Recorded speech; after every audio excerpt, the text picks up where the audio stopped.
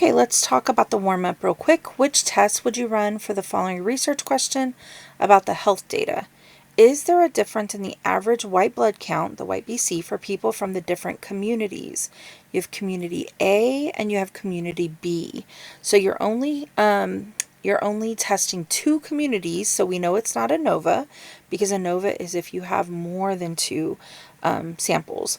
It is talking about the average, so that's going to be a numeric variable, so I know it's not E, because we look at a bar chart if we have categorical data.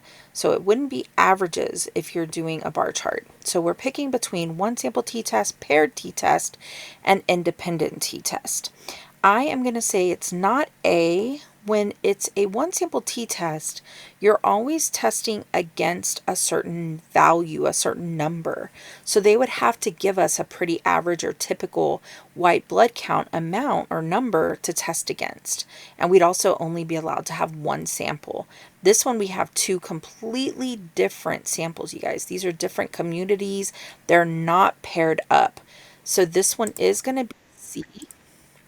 Okay, it is going to be C, again, because we have two completely different communities. It even uses the word different. So they're independent, they're not matched up, you're not doing like a before and after or anything like that. So the best answer here is C, 5.1 independent t-test. So let's move on. Which test would you run for the following research question about the health data? How does the average of systolic blood pressure compare to diastolic blood pressure for each patient? So this one again is not a one sample t-test because we don't have a value to test against. It's actually gonna be B, a paired t-test.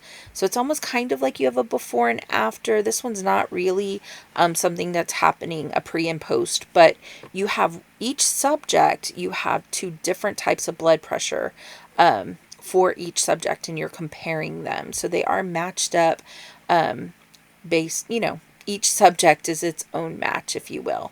Not independent t-test since you only have one sample of subjects. You just have two different numeric variables that you're comparing. Not ANOVA because you don't have three or more groups, and then not a bar chart because it's not categorical data. So you guys are going to be working on finishing up your cheat sheet. You should watch the 5.2 video, which is linked here. Complete that one and then give yourself a 5-minute break after you've done the 5.2 video. You can use the timer here if you want to. But while you're taking that break, you should be filling in the 5.2 high school lab in the middle of your cheat sheet. Okay.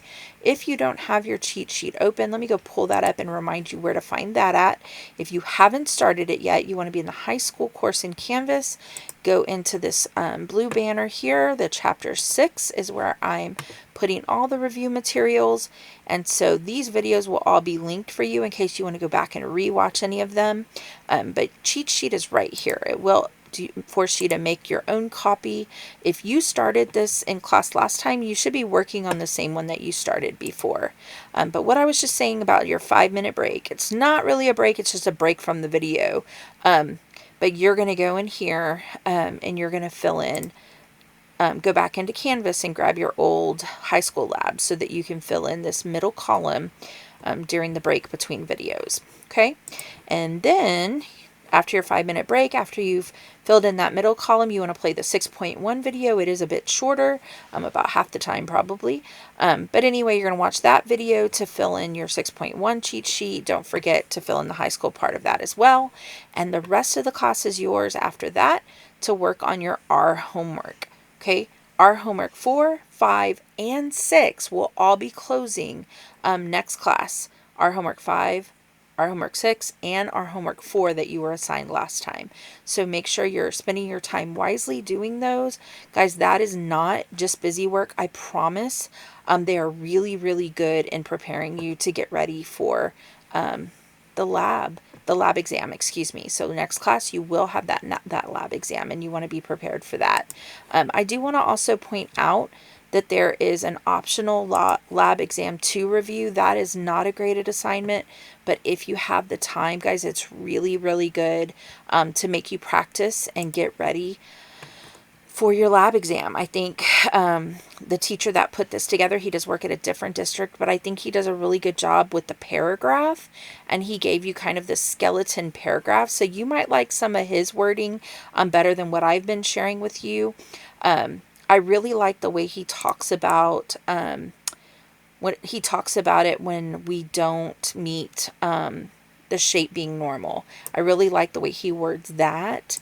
That little paragraph there, or sentence, I went a little too far. But even though neither histogram was approximately normal, the normality assumption is still met with the sample sizes of 46 and 30 being sufficiently large. I feel very wordy when I talk about that one, so I just like the way he simplifies that. So that might be something you want to add in, but read his, even if you don't have the time to do his entire practice problems here. He gives you 2 different paragraphs. You could at least dissect those, copy and paste some of that, again, because I just think it's good. I think he does a really good job of his writing conclusion. So that's it. Have a good day, get all your work done, and be ready for your lab exam next class.